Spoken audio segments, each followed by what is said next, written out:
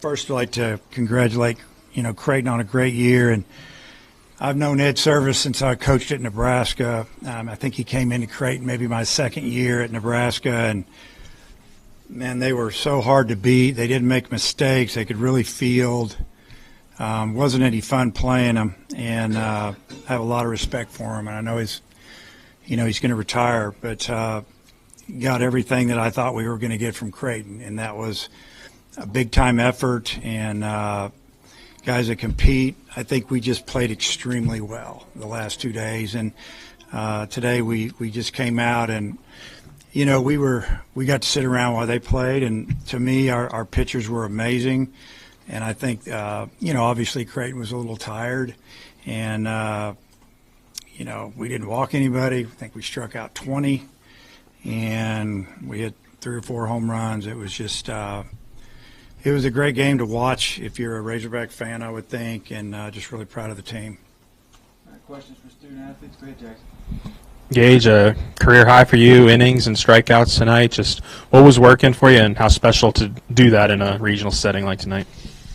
It was awesome. It was even better doing it in this uniform and advancing. But I'd say mostly it was fastball, curveball. Ryder, what was it like catching Gage tonight? Did anything different stick out, and how good was he from your vantage point? Yeah, he's been really good all year since coming back, and I think tonight he was just competing in the zone. That was a big thing coming into it. It's still 60 feet, 6 inches, throwing strikes over the heart of the plate. Don't let the game get too big, and I think he did a really good job at that. So it was awesome to see. How important was it to land the first punch tonight? Obviously, they played a game before you guys, but the 2-run home run from Maxwell. How big did that feel in the moment? Yeah, in the moment it was awesome. Come out. You don't want to come out slow, and to get that in first, it was a good push from us. So yeah, it was fun. Gage, you had just the one blemish with a 3-run home run, but you retired, I think, the next 7 guys. What was the key to bouncing back from that? Just throw strikes.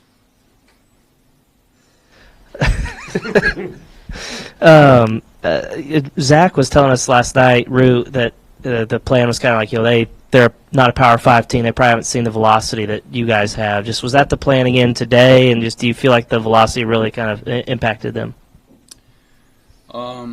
Yeah, maybe a little bit. The home run, I think that pitch was like 94, one of my slower fastballs of the day. But, at the end of the day, he calls the pitches, I just throw them, and it was working tonight. Ryder, I'm curious what your perspective was of Gackle coming in and closing it out. Yeah, it was awesome to see. He came out throwing 3 to 4 pitches for a strike and competing in the zone, which was awesome. So. Yeah, Gage, for you, to go from an injury and missing time to the peak of this moment, also a hometown kid, what did all that mean? Everything. I've had this question a lot tonight, but I can't put it into words. It was great. And then when you were walking off the mound at the end, it seemed like that was also a peak of emotions for you. What were you feeling in that moment? I don't really remember it quite all that well. I just remember check swing, said he went, and the rest is just history. Ryder, you and Gackle go back to your days of when you were younger playing ball together. How cool was it to have that moment with him in the ninth to be able to close out that game together and go to super regional round? Yeah, it was awesome playing together since 8th grade, and it was back when he was wild, and he still can be wild. But to get to be able to do that on this stage, the job's not finished. Still got more to do. I think move on, enjoy this, but get ready for next weekend. So. Ryder, the 5 spot and now the cleanup spot seem to have suited you well. What do you like about hitting higher up in the order? To me, it doesn't matter as long as I'm in the lineup, get the at bats. It's good with me wherever he wants to put me. So. You got a nice hitting streak going and 3 home runs here in the regional. Just your thoughts on how you were seeing the ball and what you felt this weekend. Yeah, just sticking with my approach, not getting out of it, trying to get a good pitch to hit, whether it's fastball, slider, and just put a good swing on it. So. I guess y'all are waiting on Wake Forest or Tennessee. I'm curious, y'all going to watch the game tomorrow, or do y'all have any plans for that yet? Yeah, we'll watch. I'll watch. Yeah, I'm not sure. Probably. I don't see why not. One more question for student-athletes. Yeah, Gage, what was just kind of all of today like, just knowing that, from waking up to 8 o'clock that you were going to be the starter? Oh, it was a really long day. spent a lot of it just waiting around for the game to start. But I wanted to go out there, throw the first punch, and just go out there and help my team win a ball game. And just for being idle all day, I mean, how do you kind of channel that when it comes to game time? Really just keep your mind in a good spot and just get hydrated, good nutrition, and then once it's time to start moving around, get ready for your start, then that's when you start moving around and get to it.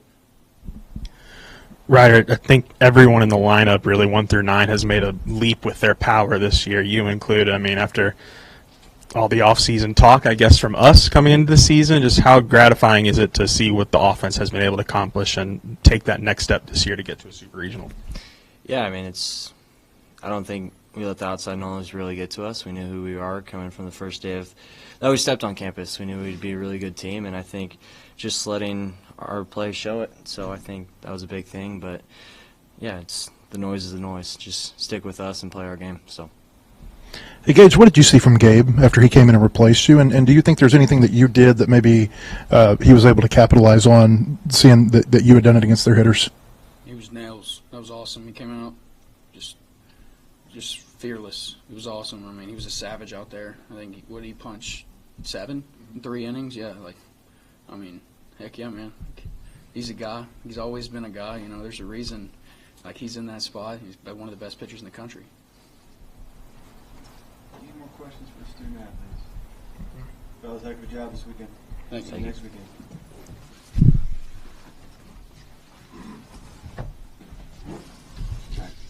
Questions for Coach Van Horn? Matt, yourself. Dave, kind of the same thing for you that I just asked him. Did you see anything that Gage had done over the first 6 innings that Gabe was able to capitalize on against their hitters? Well, it seems like he hasn't really pitched in a while. We knew he was super fresh and he was going to have really good stuff. All we were really trying to do is throw the first pitch for a strike and get ahead of him. Wood has, 2 really good pitches, and sometimes he has a third. Gackle has 4. And we just felt like once we got through the 6th, if we brought him in and he was on, gave him a 4 or 5 run lead, then he could finish the game, and he did. I think just the plan was to attack. Root gave away our secret last night, and I should have told him not to say that about trying to, because, that's part of it, because, you look and see who people play, but it doesn't mean that they haven't seen 95, 96, 97. They probably just haven't seen it as much as we see it. But, when you have an off-speed pitch, like both of those guys have, that mid-90s fastball looks better. And that's when you can land that secondary pitch, and they both did, that's how you strike people out. And that was a great job. There's already been a bunch of regional hosts that got eliminated from their home regional, and there's some others that are fighting through the losers bracket. To go 3-0, I wonder how fortunate you feel. I feel great about it. I feel very fortunate. It's not easy. We've sat here 2 years in a row and we didn't get out of here. We went and won somebody else's regional in 22. In 21, we won a regional and got beat in the last game by a run to go to Omaha.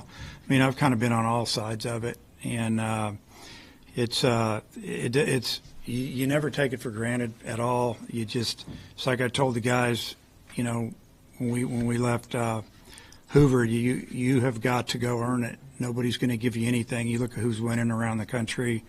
You start thinking you're all that. You'll get it handed to you. And these guys, they stayed humble and they got after it. And we get to hang out again together for at least another week. In addition to the upsets, we're seeing a lot of crooked numbers all across the country this weekend, and you guys give up 7 runs all weekend. What was the biggest key for your pitching staff from Friday through tonight? Well, if you look at it today and then you backtrack, we don't walk people. And, you may give up tonight we gave up a solo homer, a 3-run homer. But other than that, it's maybe a single solo homer. You're not going to get beat by those too much. We made them earn it. We didn't make an error all weekend. We didn't walk very many people all weekend. And, that's a good combination to win games at this level, at any level. Dave, it looked like Gage maybe thought he had strike three earlier before the three-run homer, but then gave up the three-run homer. How did you think he worked through that and then bounced back to retire the last 7 he faced? Yeah, it was a 1-2 pitch, and the umpire made a comment to Ryder because he's a good umpire. Jason's a good umpire, and he said it was a half a ball off. That's kind of tough to swallow. And, sure enough, he got, I don't know, a walk and a single and then a 3-run homer. And you're just kind of shaking your head. And I always tell the guys the game can turn on one pitch, one play, one call. I mean, think about the line drive that we hit that the second baseman almost caught. If he catches a double play and it's over, 4 pitches later, it's a 3-run homer. I mean, sometimes you love this game and sometimes you hate it. It depends on what side you're on. And it's tough. But our pitching staff just absolutely, pounded the zone for 3 days in a row and gave us an opportunity to get off the field. You mentioned the 3-run homer. That was Justin Thomas. It seemed like he'd been hitting the ball hard. Then he finally got one. Just what did you see from him there? Yeah, he stayed on a breaking ball. He was down 0-2, and I'm sure that breaking ball was supposed to be in the dirt or down and away, and he left it down the middle, and he hammered it. He stayed over it. He didn't pull off, and he smoked it. His next at bat, he lined out to right. He hit a couple balls hard this weekend that he didn't have any luck with, and, happy for him. And that was we went from 2 up to 5 up. Kind of like, wow, okay, now let's go. And, we scored another run, go up 6-0, and then obviously we're just about to get off the field. Next thing you know, it's 6-3, and the whole mood changed in the whole stadium. But our guys stayed strong. We said, hey, let's score a run. Let's find a way to score a run. Took us an inning or two to do it, but we did it, and then we just kept pitching. Yeah, Coach, curious on the JTJ home run, right before that he was squaring around to bunt for you. Yeah, obviously you take the runs however you can get them, but was that something that, you're just trying to get the run in, give yourself another lead, and then he just hits the home run, or what happened there? Yeah, we had a 2-0 lead at the time. We had a runner on, I think, first and third maybe, and we called the safety bunt, and he didn't bunt at it. It was on the outside corner for a strike, and then he took a perfect, another really pitcher's type pitch, down 0-2, I think, and then, or maybe it was a 0-1 count when we gave him the bunt. He didn't bunt, and then it was 0-2, something along that line. And, he did the same thing against Vandy, too. We called the safety, and he didn't bunt at it. It was 0-2, and the next pitch landed up there in the left field seats or whatever those are. So it's been interesting. It might have been one others like that as well. So, yeah, again, the game, it's amazing sometimes. It flips like that. And you talked early in the season about how important Ryder's development would be, seeing him slowly creep up that batting order and have now 330 or so average. How important has it been for him to develop into what he has been, so right now he's ready to go in the middle of the order? Well, it was huge. We thought he could hit when he got here. And, but it's still the ups and downs as a freshman. You remember last year, he was hitting about 200 or so, and I would DH him against lefties because his batting practice against lefties is at bats against lefties really good. And then he went out and had a good summer, came back and had a pretty good fall. But really, and you guys might even not have noticed it a whole lot, but his catchings continue to get better. He's amazing back there. His blocking, you take it for granted. He squares up balls and keeps them in the hula hoop is what I call it right there. And it's hard to advance on it. He could call a 2-strike pitch, a ball in the, slider in the dirt with a runner on third. We're not scared of it because he's going to block it. And you can't do that with some guys, but he's become a really good hitter, powerful. And like I said last night or the night before, he can run, he's athletic, and he's taken his walks too. So it's been great. And, he's got a bright future in front of him. He's got his, really level-headed kid, as you know. Gage is a guy who didn't make a whole lot of starts last year. When did you first have the vision that he could be, punching you to the supers? We thought he would be a starter this year. Last year, we thought he'd be a starter. Going into fall practice, and obviously he started the first couple weekends and got hurt. Missed a couple months, and we've been bringing it back slowly. It's been up and down, or a real good inning and then not a good inning. And tonight it was like a little bit of a slow start to the first hitter, and then you could just see it getting better and better. And landing that breaking ball along with that heater, it messed him up for a while. Is there something that you noticed in the rehab that stood out to you about his character or something? No, just that he's just a good pitcher. We thought he was already starting before he got hurt. We just picked it up where he left off, but he had to get it all back together. When you miss 2 months in the middle of the season, it's hard because you're not just recovering, you're not throwing. And then pitchers, they got to build up. They get hurt if they don't. And then just the idea of turning him loose in recent weeks. I mean, is this kind of what you've been talking today? about? Yeah. Like just let him go pitch-wise? Yeah. So we built him up for the first 3 or 4 weeks, and if we would have played longer last weekend, he would have pitched, and he would have been able to go 80 pitches or so. And tonight he was right around 90. And honestly, he could have gone back out, but that was enough. I guess Langrel threw that inning in the early game against North Dakota State, and then Creighton decided to start them just a couple hours later. Does that change anything in the approach, given how rare that usually happens? No, he's a grad. He's an older kid, big kid. He's strong. They've used him. He's had like 25 appearances, and then he started against us. He was their closer, finisher, whatever you want to call him. We saw him throw like 14, 15 pitches, and yeah, we were glad to see that happen. We didn't care who won the game. We were hoping it was going to be like 17-16 and go 15 innings, but it ended up being tight, and they had to sweat it out, and then they had to bring a couple of their guys in at the end of that game, and it didn't surprise me. I've done that before. When you have a double header, usually you don't have that much time in between. A guy maybe finishes, you run out of pitching. Hey, go give us a couple innings. Kind of stay warm. And I thought he pitched pretty good. We made a couple good swings on him. I think we talked yesterday about the length of your lineup 1 through 9 being a threat, but they're also all home run threats. I mean, how much does that make a difference postseason time? Well, you hit it out of the park, you score quick, and that's what we did tonight. I think we had 8 or 9 runs, and 8 runs, and all of them were from home runs. A few solos in there, 2-run homer, 3-run homer. Excuse me. And tonight it was big, but it's nice to know you got guys in your lineup that can hit doubles. Like I always say, doubles turn into homers. You start getting a little older and a little stronger. Coach, you talked yesterday about not having to say much to the guys pregame. You've talked about the maturity of the group all year long. Just how impressed were you with the mentality, not taking anything for granted this weekend? Yeah. I was really impressed. I told him that, and I was proud of him for that. I talked to him during the week a lot before practice, in between when the pitchers and the infielders or position players were all together, because sometimes we're not together, and just would talk about things. And I always tell the guys, if I got something to say, I'm going to say it, because I'm not one of those guys going to run out there right before the game and just try to think of something to say, because they know you don't have anything to say. They're smart. So I didn't go out one time, Friday, Saturday, or Sunday. I didn't need to. They were ready. I don't want to ask him, but it was a lengthy exchange, so I'm just curious what would you added in the handshake? I just told him that I really enjoyed competing against him, and how fundamentally sound and hard his teams were to beat over the years, and he told me that he said that I was the fiercest competitor he's ever coached against. And I just said, well, I appreciate that, I think.